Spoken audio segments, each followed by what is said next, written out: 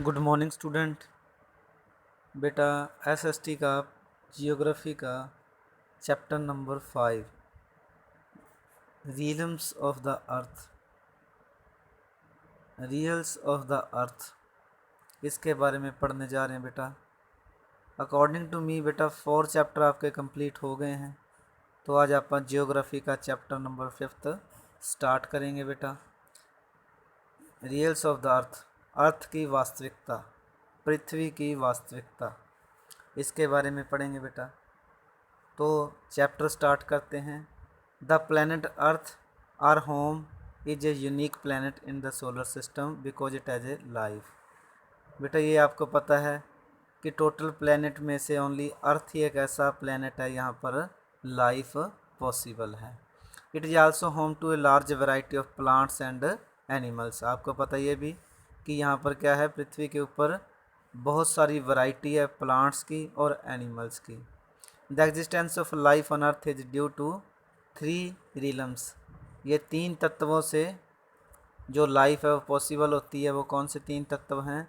Land, water and air, ज़मीन, पानी और हवा।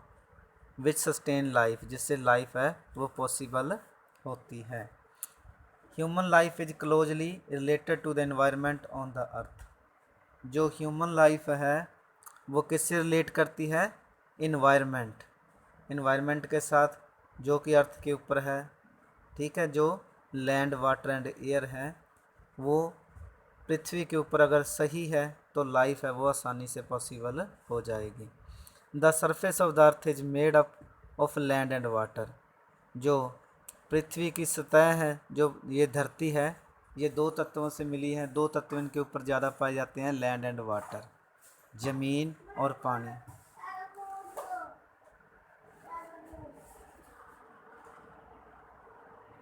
The domains of the earth consisting of its crust is known as a lithosphere. बेटा ये अर्थ की अब अपने पास क्या है, जो पृथ्वी की सतह है, जो पृथ्वी का ये भाग है जिसके ऊपर अपन चलते हैं, इसको बोला जाता है lithosphere. It is the solid part of the earth and is made up of rocks including stones and soils. इसके ऊपर आपको पता है, इसके ऊपर क्या है, प्लेन एरिया भी है, माउंटेन भी हैं, रॉक्स भी हैं, स्टोन्स भी हैं, सारी चीज़ें लिथोस्फीयर के ऊपर पाई जाती हैं। The domain of water on the earth surface is known as the hydrosphere. जो इस धरती के ऊपर पानी पाया जाता है उसको बोलते हैं अपन hydrosphere, which includes ocean, seas, gulfs and other water bodies. इसके अंदर क्या है, समुद्र है, सागर हैं, नदियां हैं और दूसरे छोटी छोटी नहरें, ये वाटर बॉडी हैं, ये सारी हाइड्रोस्फीयर का पार्ट हैं। The domain of air which surrounds the earth is known as the atmosphere. जो हवा ऊपर चल रही है इसको आप बोलते हैं atmosphere. The 3 domains lithosphere, hydrosphere and atmosphere are made up of non living matter. ये तीनों क्या हैं? नॉन लिविंग मैटर से बने हुए हैं। These 3 realms meet in the narrow zone extending from slightly below the surface of the earth to slightly above the surface. अभी हमें क्या कह रहे हैं, these 3 realms meet in a narrow zone. ये तीनों क्या है, एक नैरो जोन के ऊपर मिलते हैं। एक्सटेंडिंग फ्रॉम स्लाइटली बिलो, ये धीरे धीरे जो नीचे से बढ़ते जाते हैं। The surface of the earth to slightly above the surface, नीचे से ऊपर तक ये धीरे धीरे बढ़ते जाते हैं और एक सतह पर आकर ये तीनों मिल जाते हैं। This zone is called the biosphere. ये क्या है, तीनों के मिलने को आप क्या कहते हैं? बायोस्फीयर। बायोस्फीयर क्या होता है? यहाँ लाइफ है, पॉसिबल है। The word bio means life. It is this zone which contains all forms of life. Biosphere है जो यहाँ पर जो लाइफ है अपनी वो पॉसिबल होती है। तो ये था अपने पास तीनों, लिथोस्फीयर, हाइड्रोस्फीयर और एटमॉस्फेयर, और इन तीनों के मेल को आप क्या कहते हैं? बायोस्फीयर, जैसा कि डायग्राम के अंदर दिखाया गया है। ठीक है बेटा, ये डायग्राम को देखोगे 3 सतह हैं और एक सतह पर ये तीनों अपने को मिलते हैं और वहाँ पर जो बायोस्फीयर है वो पॉसिबल होता है। ठीक है बेटा, डायग्राम देख लेना, चेक कर लेना इसको। अब बेटा पढ़ेंगे अपन लिथोस्फीयर। जो पृथ्वी की सतह है, ये जमीन है जिसके ऊपर अपन चलते हैं, इसको अपन बोलते हैं lithosphere. The lithosphere is the crust और the outer skin of the earth. ये आपको पता है, क्रस्ट जो पृथ्वी के नीचे से लेकर ऊपर वाली सतह है उसको आप बोलते हैं earth. It includes all the big and small land masses which form the surface of the earth. ये देखो इन्होंने लिख रखा है it includes all the big and small land mass. इसके अंदर क्या छोटे और बड़े जो लैंड मास होते हैं, ये मिट्टी के जो टिब्बे से बने होते हैं, पहाड़ों के जो पहाड़ बने होते हैं पत्थरों से, ये सारे क्या हैं, लैंड मास होते हैं और ये पृथ्वी की सतह के ऊपर पाए जाते हैं। About 29% of the total surface area of the earth is under the land masses. 29% है जो टोटल सरफेस का, वो लैंड मास से घिरा हुआ है। ये धरती के ऊपर 29% है जो लैंड मास है। The land masses are made up of the rocks and minerals. ये किससे बने होते हैं लैंड मासेज? ये 29% हैं, ये मिनरल्स के बने होते हैं और चट्टानों के बने होते हैं, पत्थरों के बने होते हैं। The Greek word litho stand for rocks. Greek के अंदर लिथोस का वर्ड का मतलब क्या होता है? रॉक्स, चट्टाने। तो लिथोस्फीयर क्या है? ऐसा स्थान जो चट्टानों से बना हुआ है। The large land masses are called continents. जो बड़े बड़े लैंड मासेज आते हैं उनको आप बोलते हैं कॉन्टिनेंट्स, महाद्वीप।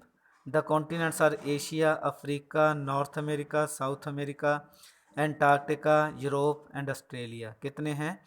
1 2 3 4 5 6 7, टोटल 7 कॉन्टिनेंट्स हैं। Asia, Africa, North America, South America, Antarctica, Europe and Australia. The island are usually found near the edge of the continents. जो ये आइलैंड मिलते हैं हमें, ये कहाँ पाए जाते हैं? कॉन्टिनेंट के एज के पास, किनारे के पास पाए जाते हैं। तो ये था अपने पास लिथोस्फीयर, ग्रीक भाषा से निकला है जिसका अर्थ है रॉक्स। तो लिथोस्फीयर का मतलब ऐसा भाग जो चट्टानों से बना हुआ है। ठीक है बेटा, उसको बोलते हैं अपन लिथोस्फीयर। चलो अब कॉन्टिनेंट के बारे में पढ़ते हैं थोड़ा सा।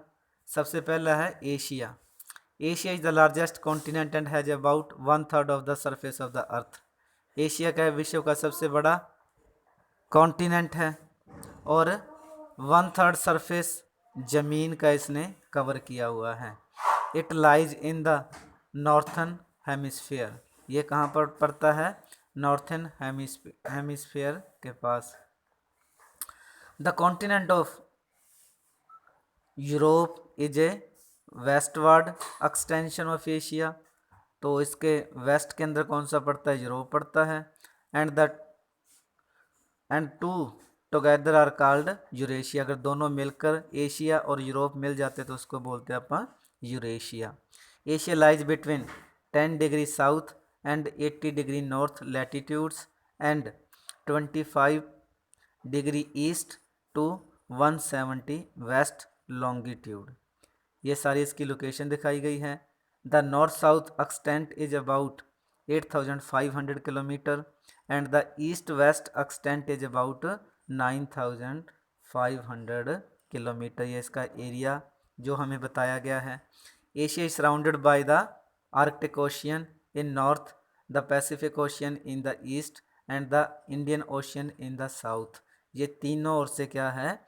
समुद्रों से घिरा हुआ है, महासागरों से घिरा हुआ है। तो कौन कौन से हैं? Arctic ocean in the north, north में कौन है? आर्कटिक ओशियन है। पैसिफिक ओशियन ईस्ट के अंदर है और इंडियन ओशियन साउथ के अंदर है। Asia is separated from Europe by the Ural mountains. Ural mountain है वो एशिया और यूरोप को अलग करता है। एंड द कैस्पियन सी, और ये कैस्पियन सी भी एशिया और यूरोप को अलग करते हैं। The Sinai peninsula connects Asia with Africa. तो ये जो सिनाई पेनिसुला है ये एशिया को अफ्रीका के साथ कनेक्ट करती है। Bearing, the bearing straight separates Asia from north America. ये बीरिंग स्ट्रेट है, ये एशिया को नॉर्थ अमेरिका से अलग करती है। The international date line bends and passes through the Bering Sea.